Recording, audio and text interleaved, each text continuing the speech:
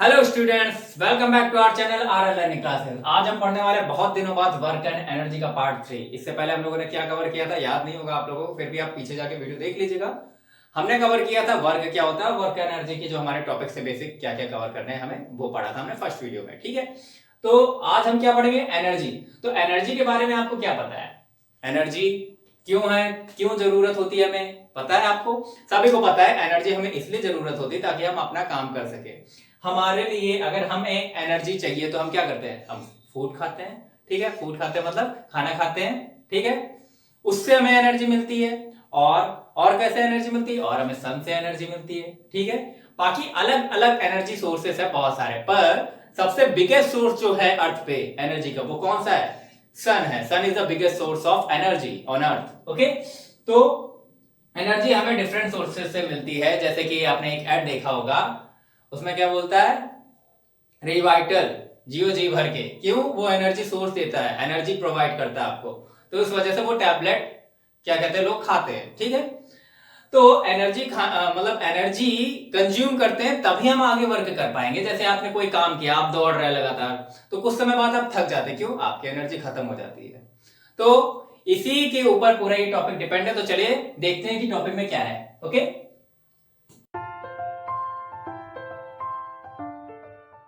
तो यहां हम एनर्जी के बारे में बात कर रहे हैं। An object that possesses energy can exert a force on another object, then energy is transferred from the former to the latter. मतलब जब कोई ऑब्जेक्ट है, ठीक है, कोई ऑब्जेक्ट, कोई भी बॉडी है, ठीक है, उसके पास कुछ एनर्जी है, ठीक है, और फिर उस कुछ एनर्जी को उसने किसी और पे ट्रांसफर किया, तो वो एनर्जी क्या होती है? ट्रांसफर होती है। वो एनर्जी के बेसिस पे ही आगे का वर्क होता है। फॉर एग्जांपल, आप धक्का लगा रहे हैं किसी एक गाड़ी में या फिर कार में। कार तो चल नहीं रही है, उसके पास खुद की एनर्जी नहीं है, वो खराब हो गई है, तो आप धक्का लगा रहे हैं। इस समय आपके धक्का लगाने के लिए क्या जरूरत है? कि आपके पास एनर्जी हो। तो जिसके पास ज्यादा एनर्जी वो धक्का लगाएगा, नहीं एनर्जी होगी तो वो आपसे कहेगा भैया हेल्प कर दो, और क्या। तो ऐसा होता है ना। तो पहला ऑब्जेक्ट कौन सा हुआ? हम। कि हम धक्का लगा रहे हैं, मतलब एनर्जी हमारे पास है। और जब हम धक्का लगाएंगे, हमारी एनर्जी हमारे कांटेक्ट, पॉइंट ऑफ कांटेक्ट जहां पे होगा, फॉर एग्जांपल ये हम है, ये कार है, ठीक है, और ये हमारी पारी हो रही है, ये मान के चलिए। ठीक है, तो यहाँ पारी बिल्कुल नहीं हो रही, पढ़ाई हो रही है। तो ये हम है और ये हमारी कार है। और फिर फाइनली जब जो ये कार रुक गई, तो हम लोगों ने क्या किया, यहाँ पे इसमें पुश करना शुरू किया। तो एनर्जी हमारे हैंड से होते हुए कार में ट्रांसफर होगी, तब कार आगे मूव करेगी। तो एनर्जी इस तरह से फॉर्मर से लेटर वाले ऑब्जेक्ट में कन्वर्ट होगी और फिर वो वर्क कर पाएगी। तो मतलब एनर्जी हमारे अंदर जो होती है, इस तरह से हम एनर्जी ट्रांसफर करके डिफरेंट टाइप के वर्क कर सकते हैं, या फिर एनर्जी को खत्म करते हैं कैसे? अपने वर्क के थ्रू। हम कोई भी काम कर रहे हैं, फॉर एग्जांपल बहुत समय से एक ट्रॉली उठा के चल रहे हैं, या फिर दौड़ रहे हैं, चल रहे हैं, भाग रहे हैं, कूद रहे हैं, पढ़ाई कर रहे हैं, मेंटल एनर्जी, स्ट्रेस, दुनिया भर की चीजें ना। आजकल जो एनर्जी तो ज्यादा बची नहीं किसी में। इस वजह से जैसे कि मैं चिल्ला रहा हूं, तो मेरे लिए भी बोलने में एनर्जी लग रही है। तो ये होता है हमारा एनर्जी का कॉन्सेप्ट। एनर्जी हमारे पास कैसे मिलती है? फूड से और सन से, और भी डिफरेंट सोर्सेस हैं। तो चलिए, एनर्जी तो हो गया। एनर्जी आपको आई होप समझ में आ गया होगा कि कैसे एक एनर्जी ट्रांसफर होती है दूसरे में। ठीक है, तो अब देखिए एनर्जी की जो डेफिनेशन है बेसिक, वो क्या है? The energy possessed by an object is measured in term of its capacity of doing work. यहां तक पहले देखिए, the energy possessed by an object is measured in term of its capacity of doing work। मतलब कि किसी भी object के पास कितनी एनर्जी, ये हम कैसे पता लगाएंगे? मतलब वो कितना काम कर सकता है। फॉर एग्जांपल, आपके पास जितनी एनर्जी है, आप उतना ही तो काम कर सकते हैं। कुछ समय बाद नहीं तो थक जाएंगे और फिर काम नहीं कर पाएंगे, फिर आपको दोबारा एनर्जी की जरूरत पड़ेगी, फिर जो है क्या कहते हैं आप काम करेंगे, फिर एनर्जी स्टोर करेंगे, फिर काम करेंगे। तो पर डे हम खाना क्यों खाते हैं? ताकि हमारे अंदर एनर्जी रहे, एनर्जी स्टोर हो। तो हम बेसिकली क्या बोल सकते हैं? जितनी एनर्जी उतना काम, जैसी जरूरत वैसा रिचार्ज। ठीक है, तो ये बीच बीच में जो स्लोगन है, ये थोड़े कई एड से लिए गए हैं, तो आप इसको ध्यान में रख के आप एग्जाम्पल बना सकते हैं। तो energy is possessed by an object is in terms of capacity of doing work. ठीक है, कितना काम हम करते हैं उसी के बेसिस पे हमारी एनर्जी डिफाइन होती है। तो हम कह सकते हैं ना, the unit of energy same as that of work. तो मतलब जो वर्क की यूनिट है जूल, हमने जूल पता की थी कि वर्क की एनर्जी, वर्क की यूनिट जूल है, तो आपकी एनर्जी की भी यूनिट क्या होगी, जूल। ओके, तो इसका मतलब thus we required 1 joule of energy to do 1 joule of work, मतलब कि 1 जूल एनर्जी हमें जरूरत होगी कब, जब हमें 1 जूल काम करना है। मतलब कि जितनी एनर्जी उतना ही काम करेंगे। 1 जूल की एनर्जी लगेगी तो 1 जूल का काम होगा, 2 जूल एनर्जी होगी तो 2 जूल का काम होगा, ठीक है। इसी तरह इसके अलावा जो हमारे पास लार्जर यूनिट है एनर्जी की, जैसे ग्राम का किलोग्राम हो गया, वैसे ही जूल का भी किलो जूल हो जाता है, ठीक है। तो मतलब 1 केजी में कितने ग्राम होंगे, 1 केजी में 1000 ग्राम, तो 1 किलो जूल में 1000 जूल। ओके, चलिए ये तो हमने एनर्जी के बारे में देख लिया। अब चलिए देखते हैं फॉर्म्स ऑफ एनर्जी, कितने तरह के फॉर्म्स होती हैं। तो चलिए अब हम देखते हैं फॉर्म्स ऑफ एनर्जी। देखिए हमारे पास बहुत सारे forms of energy, different form of energy है। मतलब कि देखिए हमारे पास, हमें चलना है तो हमें एनर्जी किससे मिलती है, फूड से। लेकिन हमें सिर्फ दुनिया में चलना नहीं, हमें और भी चीजें यूज करनी है, जैसे कि कार, तो उसमें कौन सी लगती है, फ्यूल एनर्जी।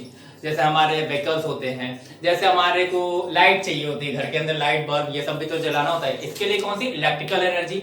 रोशनी क्यों होती है, लाइट एनर्जी। तो ऐसे डिफरेंट टाइप की आप एनर्जी देख सकते हैं। जैसे विंड एनर्जी, आपने देखा होगा खेतों में बड़े बड़े पंखे लगे होते हैं जिनके सामने हवा कोई नहीं लेता है, तो वो क्या होता है, विंड एनर्जी के लिए होता है। ओके, जो कन्वर्ट करता है विंड एनर्जी को। तो आपके पास जो बेसिक सबसे पहला पॉइंट है वो कौन सा है, मैकेनिकल एनर्जी। मैकेनिकल एनर्जी किसको बोलते हैं, potential energy plus kinetic energy, दोनों का सम होता है मैकेनिकल एनर्जी। ओके, उसके बाद आपका हीट एनर्जी है, विंड एनर्जी है, ये कुछ फॉर्म्स है, chemical energy, light energy etcetera, ठीक है।